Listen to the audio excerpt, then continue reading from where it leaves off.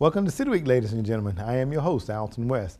Today I will have guests on from Keep Troop Beautiful. Also, I'll have on one of our local finest from the LaGrange Police Department. So stay tuned for those interviews in just a moment.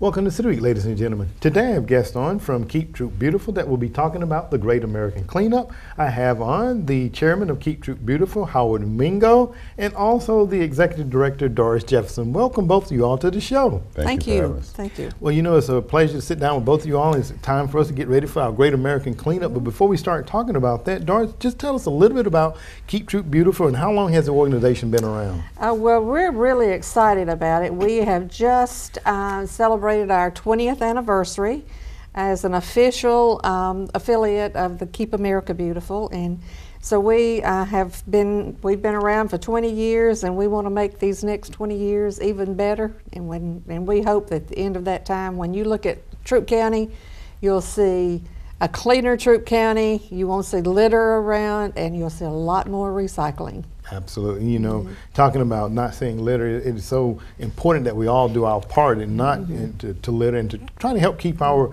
city and state and county as clean as we possibly can. Yes, can it's keep very it. important. Absolutely. And let me just ask you, what are some of the, and I know you being the chairman, and what are some of the main objectives of the organization? Well, we want to educate the public on beautification projects. The 3 R's, we call them: reduce, reuse, and recycle. We want to make sure that everyone has a feel that keeping Troop Beautiful is part of their personal life. And if we would recycle, reuse, reduce, everything we do will be better off. They tell me that the average citizen has about 6 pounds of waste every day. And if we would do the right thing with those, maybe keep our in front of our homes, in front of our workplaces, we keep that litter free, we'll be better off. Absolutely. The 3 R's you call it. Right. When you said that, it made me think back to writing, arithmetic, and reading. Right. But absolutely, reduce, recycle, and reuse are also very, very important. I know, you know, of course, down at City Hall, we do recycling, and then I know that we've had in the past, we talked about the aluminum can, the infinite use of the can, and how fast it can be recirculated back into to use as well. It's so important that we, you know, not abuse the substance and things that we have, but remember that those things that we can reuse, by all means, let us all do our part to do that. Let me ask you, Doris, some of the annual events that you all sponsor, you talk about those for us. Well, we have an annual event almost every month of the year, at least every other month. We start out our year with the Bring One for the Chipper and our electronics recycling, and that's usually the first Saturday in January. And then we move along to the Great American Cleanup. That's our biggest event, of course, for the year. We also celebrate America Recycles Day, and that's in November. We have a tremendous recycled art contest that we sponsor for that event, along with our annual awards of excellence. You know, those are some of our big ones. And the other thing that we do is we also are very supportive of our schools and what they do to make sure their campuses are clean, the buildings are maintained, with the J.R. Lewis School Pride Award. Okay. So that comes along in early August, September time frame. So we have something going just about all the time during the year. So. Absolutely. It seems like, you know, and Howard mentioned a moment ago to educate our general public about the, you know, importance of us recycling, reusing things like that. And I think it's so important that we do help people to understand, you know, because a lot of times you may be riding down the interstate or the highway and you see, you know, a bag of trash come out of the window of a car, and they're like, oh my goodness, don't they understand that, you know, there's not someone that's going to come along behind them and pick that up. They think they will. I guess they do, don't they? They do. They think they will. That somebody will come along and pick up after them. That's right. And actually, it's their responsibility to make sure that they don't do this. That's right. And that they can help us maintain. I always get a real kick out of this, in that at least once a month, and sometimes 2 or 3 times a month, we get a call down at Keep Troop Beautiful office. Well, when are you coming out and picking up trash in front of my house? Right. And when I assure them that's not what we're about, we'll be happy to help you make the plans to pick up, do a cleanup then there's just dead silence on the other end of the line. That's So, right, because it's all our responsibility. It's all our Exactly. responsibility. Absolutely. And talking about, coming out to their community in particular, I know that we will be out, and Keep Troop Beautiful will be out doing the Great American Cleanup. Tell us a little bit about this year's plan, Howard, if you don't mind. Well, the Great American Cleanup, we've been around a long time. We're going to have our opening ceremony will be April 13th here at the in LaGrange, and in Hogansville also.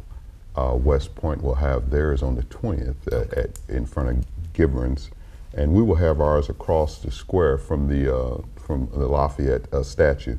We will start registering folks about 9 o'clock. We will have our closing ceremony start about 11:30. But you can actually start cleaning up right now. It's okay. We will keep tabs until May 15th. Okay. And we'll need to turn those numbers in on May 17th. But if you can start your group anytime you want and just pick a cleanup project, you can call us. We'll help you pick a cleanup project. We'll supply gloves and bags, and we'll have a good time with it. We have a tire amnesty starting the 8th of this month to the 15th. It's in front of Ideal, I believe it is. Yeah, Ideal. And we'll have a dumpster, and you can bring your old tires. That's usually really big. No commercial tires, by the way, but bring any citizens can bring their tires, and we'll dispose of them properly. And we'll have a dumpster at the square on the 13th, and you can bring your items there. We get some crazy stuff sometimes. I bet so. Doris, we've had arrowheads, we've had old bones, and Yeah, mostly it's sure have. animal bones, we hope. Oh, that's right. Toilet seats, we have to give prizes for the most unusual gift. We have the children really participate in it well, and we think that's the key. If we can educate the children, they'll educate the parents. That's right. And so we have pace setter groups also, Doris. We do. Have, Okay. Our pace setter groups are those groups who have agreed to go in and start their projects in March and finish it up, and so that we can use them as an example and say, this is what you have done, this is what this group has done, and this is what it looked like before, and this is what it looks like now. Pick a project. We'll help you make some decisions on what project is appropriate for your group and your age group that you'll be working with, and make some pictures and show us what your before and after looks like. Okay. So, but we have about 8 pace setters this year, Okay. All right. and a couple of them have already completed their projects. The LaGrange College did a big project with TAG, which is Troop Alive and Green, as Okay. you well know. And they did the mulching of the trees along the parkway here in the city. And then we had a little 7-year-old Cub Scout pack, 21, which is Den's 16 and 17, and they're 7-year-old tiger cubs. Oh, okay. And they have completed their project. They went over and cleaned up the landscaping and the parking lot over behind the Crystal. That's right. And they're just great little kids with out with their little bags. The bags were bigger than they were. But Okay, so there's, and you think you said it right. If you educate the kids will get the parents all excited about it and get That's them right. energized. And then too, in talking about getting kids involved, when we're talking about get them off the sofa, get them off the video game, this is a great way to get out and have a little family Right. togetherness as well. And you're doing something that's productive not only for maybe your community, but the community as a whole by going out and kind of helping us to keep Troop clean and beautiful. it works. It works. It takes a long time, and sometimes you feel like you've gone up 3 steps and fallen back 4. Right. Right. But you can see the difference. Absolutely. And a lot of times you can turn around and say, oh yes, we are making a difference That's in this right. community, and the citizens are taking self-responsibility. Absolutely. Hey, Alton, speaking of seeing the difference, we just completed our litter index. Right. And this is where we actually ride around in cars and we rate our litter in different areas, and we try to rate the same areas each year to see if there's been an improvement. Okay. 1 is good and little or no litter, and 4 is bad. And we're glad to say that the litter index has gone down Very good. From 2012, from a 2.2 in 2012 to 1.7 this year. And we've noticed a difference in the residents. We still see a lot of litter on the roadways, but the residents have improved from last year. So we hope to have another improvement and when we take it in 2014, but we're glad to say we do see some progress on what we're doing. Very good. And talking about that, Howard, I know that there's opportunity for people to adopt the spots and adopt definitely. a mile. Oh, So yes. And talk about that. We're going to be focusing on the Adopt program next year. During our litter index, we discovered that it's mainly the county or city, the state highways that really are in desperate need of help.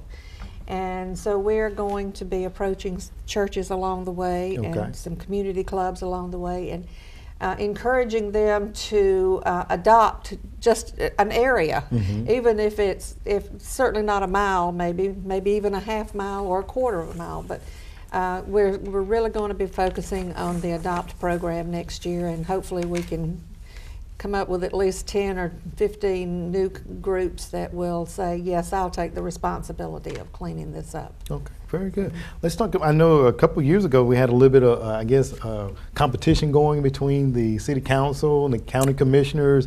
Is there an opportunity for that to happen again this year? Well, we have not had anything formally done this year. So, but we are encouraging them to, to get out and show that their support of the Great American Cleanup by just taking a spot and cleaning it up and letting us know where it is so that we can promote that as well.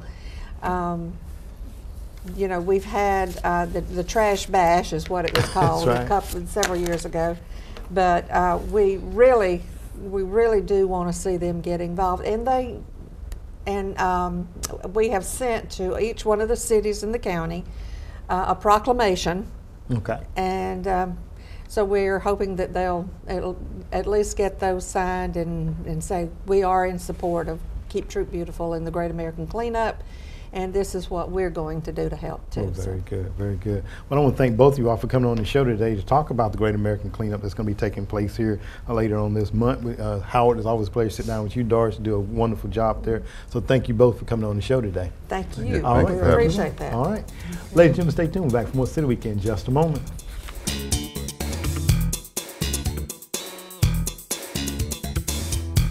Welcome back, City Week, ladies and gentlemen. Now I have a guest on from the LaGrange Police Department. I have Corporal Donald LeMay, better known as Larry.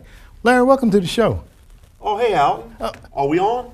Yeah, we are. Larry, you kind of missed the intro there, I think. I'm sorry, I was texting. How you doing today? I'm doing fine, Larry. All right, good to see you. Well, you know what, Larry? You're doing exactly what we want to talk about here today. I understand that through the police department that this is National Distraction Driving Month. That is correct. Talk a little bit about National Distraction Month.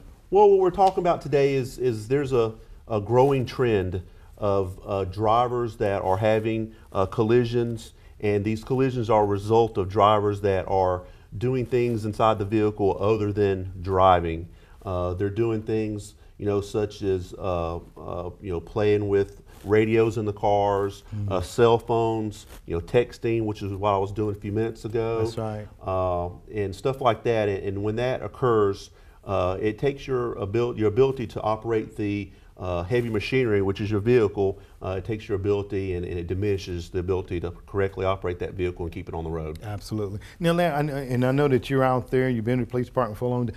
Tell people what is your role there in the police department? Then we'll come back and talk about some of these other distractors. Right. Well, my role is to go out and promote traffic safety in a manner that when we see people that are doing things that are distractive type driving stuff, as such as talking on cell phones, texting while driving, maybe putting on makeup as people go down the road. I've seen people reading newspapers, and our job is to go out there and try to get those people off the road and stop these people and make them realize that they are doing things that are very dangerous to the motoring public. Absolutely, and it's so important that, we were talking before we came on, things, there's just any number of things. I want you to talk about some of those things, because I think, any time we were talking about distractions, the number one thing that comes to mind is what you were doing when we came on, that is texting or either talking on the telephone.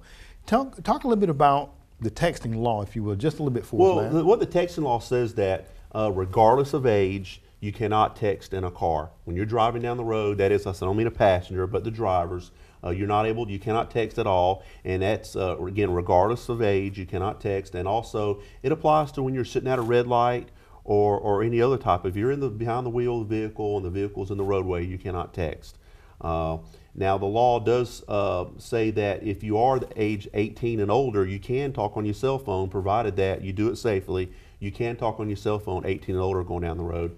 But any driver that's younger than 17, which would be your 15 and 16-year-olds, they cannot text or speak on the phone in any manner, fashion, form while they're driving the vehicle. Absolutely. You know, I think it's so important that those age group, because they're just starting out. That's right. Just getting a learner's permit, and they don't need those extra distractions and things of that nature. That's right. We know from years and years of studies that especially when you're really young, that you don't need any distractions within the vehicle. And we have Joshua's law in place that says, for the first 6 months of a Class D driver getting their license, they can't have any non-family member passengers in the car. And that all goes right along with not having any distractions, which include the cell phone also within the vehicle, because we know that your chances of having a crash just go way up. That's right. Now, you mentioned earlier, Larry, when we first came on, you talked about some of the distractions, maybe someone reading the newspaper, putting on makeup, of course, texting, probably the first. What are some of the other distractions that you have seen in your role as officer with the PD? Well, I've personally been to and investigated crashes in which somebody dropped their water bottle or their Coke on the floor and they're attempting to retrieve that item, or maybe not necessarily the floor, but they spilled it in the center console. I've been to crashes where people have dropped their lit cigarette and either dropped it in their lap on the floor, and while they're trying to pick up this lit cigarette, they have a crash. I've been to crashes where people were trying to change the CD in the radio. And it's all it takes is that one split moment to take your eyes off the road. And when you look back up, the obstructions there, cars stopped in front of you, or there's a curve, or there's a stop sign, and they're unable to negotiate that particular obstacle at that time because they were not paying attention. It only takes a split second. Absolutely. Talking about a split second, I've had some incidents my own self where, all of a sudden you maybe maneuvering a curve or something like that and look away for a second. Next thing you know, you kind of pulled over. I'm off to the shoulder of the road. That's right. It's very common. I've stopped cars that were the technical police term is failure to maintain lane, which they're weaving on the roadway to some degree, and they're driving in a manner that's consistent with being DUI. And you stop them, they say, "I'm sorry, I was talking on the phone." Rarely will they admit to texting, but they will admit to talking on the phone. And the only thing I'll bring up, there was a recent University of Utah study done that said that drivers who have or are talking on a cell phone, that they have a slower reaction time than legal DUI drivers, which would be the .08 or higher. That they're more distracted than a DUI driver. Than a DUI and driver? a less reaction time. Oh my goodness. So if you put two and two together, that really kind of lets you see how much distracted driving really affects the driver. Absolutely, and it's so important. I know you were also talking about there's, the number of crashes that people are involved in, in the course of time using text or telephones. Talk about that for us, Larry. Well, there's been a study done that says so far this year there's been approximately 325,000 crashes involving drivers using cell phones, talking on the phone or texting. And you put that in perspective, that's a lot of Yes, wrecks. it is. Absolutely. They say that just here in Georgia alone, that there 37% of the drivers in Georgia have admitted to texting and driving. 37%. Now, if you look the reality of it is that 37% is just the people who admitted it. Admitted, that's right. Right. So in reality, it's really much more than that. And they say that drivers using cell phones are 4 times more likely to have a crash. 4 times more likely to have a crash whenever you're on that cell phone.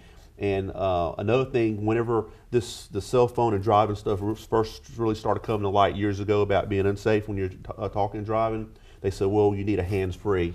Well, the new studies are that even with hands-free, your mind is still distracted from the driving, and it doesn't lessen your chances of having a crash even when you have hands-free. Absolutely. Because your mind That's right. is on that conversation. Your mind's not on the driving. Absolutely. Let's just talk a little bit about the law as it relates to here in Troup County. Do we require hands-free here, or is that a Georgia state law? Well, that's not a law at all in Okay. Georgia. Now, some states have passed laws that say you can only speak on phones hands-free. Okay. So that's one of the things that Georgia's not passed, and I think the reason behind that again is because new studies do show that it really doesn't lessen the chances of a crash. Okay. It still falls clearly under the distracted driving window. Okay. All right. Well, very good. And you were talking about other crashes and also other distractions, things of that nature. The water bottles and the cigarettes. Again, you drop something that split second, and then here you run into the rear end of someone. That's right. Now, because that person's going to be charged. Tell them what the charge is going to be when they caused that accident in most cases. It's going to be falling too close, or most of the time what people do when they do have that distracted driving, they either run the back of somebody, falling too close, or they run off the road and run into a tree or something on the side of the roadway, fail to maintain lane. That's where it falls into. And one thing that it is difficult at times for law enforcement to be able to prove that somebody that actually had this crash while they're distracted. Okay. Rarely do drivers admit it, but based on the circumstances of the collision, that something distracted driving was the cause of it. Absolutely. And then they have to understand that you guys are trained to investigate accidents, and in most cases you can look at skid marks and some of the other determining factors to kind of give an idea. Talk about that a little bit for us, Larry. Well, when you get to crashes, you look at some things that you just said, like skid marks. Did somebody attempt to brake? If they attempted to brake, its chances are that maybe they weren't necessarily distracted. But we go to crashes regularly where people run in the back of cars or something to that effect, and it was obviously never even hit the brakes. Whenever you're driving like that you never even attempted to avoid the collision, that there's no question in your mind distracted driving was involved. Absolutely. Larry, all this being said and done, what is the advice that you, as a law enforcement officer in Troup County, what is the advice that you can give our drivers, City of LaGrange, Troup County, state of Georgia? What is the advice that you can give them? Well, my advice would be to make sure that prior to driving from your driveway or wherever, that you take the cell phone, do your necessary conversations or texting or emailing, and take the phone, and just like my ringer or my voicemail went off just a minute ago, turn it off, because I've seen it many times where people say that they were just reaching for their cell phone out of their purse or whatever, and then crash while they're reaching for it. So they weren't even talking on it yet, but they crashed, they're reaching for it. So make sure you take care of your conversations that way. Make sure that you have appropriate cup holders and whatnot in your vehicle if you're going to drink sodas or water and whatnot while you drive. You put it between your legs or something like that to that effect. When you put the brakes on, most of it's going to fly forward and go to the floorboard. I've even worked crashes before where they say that the bottle went under the brake pedal and they were unable to press the brake pedal. And make sure that it's not against law, obviously, to use your tobacco products in a vehicle, but make sure you use them responsibly. And keep in mind that it's not always the other person that it's going to affect. It's going to be you sooner or later. Absolutely. And being there in law enforcement, and I kind of started out in that arena as well. That's right. It's all about safety, helping to keep our public safe, helping to make sure that the drivers, especially our young drivers, and all drivers, I shouldn't single out any, but all drivers, helping them to maintain the safe passage of lane, making sure that they don't cause accidents, which is going to cause, further financial hardships and maybe even, some serious injuries to individuals there. That's right. A lot of people think that the police, we're only out there just to write tickets, okay? But the reality is we're out there to educate the public. That's right. And in the process of educating the public, our goal is to have safer drivers, and like you mentioned, to make our roadways safer. The economic impact of collisions in the United States is unbelievable. Just by these simple crashes, cause injuries. You have top police, you top EMS, you top fire. Then we all pay for it in the way of insurance premiums. That's right. So we all benefit to make our roadways safer. Absolutely. Well, Larry, it's always a pleasure to sit down with you, and we want to get you back on to talk about some other important topics here as the summer approaches us, and the warm weather. People are going to be out in the mountain and kind of enjoying the weather, enjoying various brews. We want to have you come back on and talk about some other important topics here Be glad that I to. think our drivers can benefit from. Sounds good. Always a pleasure to sit down with All you, right. and make sure we're not distracted. That's right. I'll make sure to keep my phone out in the lobby next all time. right. All right, Larry. Thank you very All much. right. Thank you very much. Ladies and gentlemen, stay tuned. We're back for more City Week in just a moment.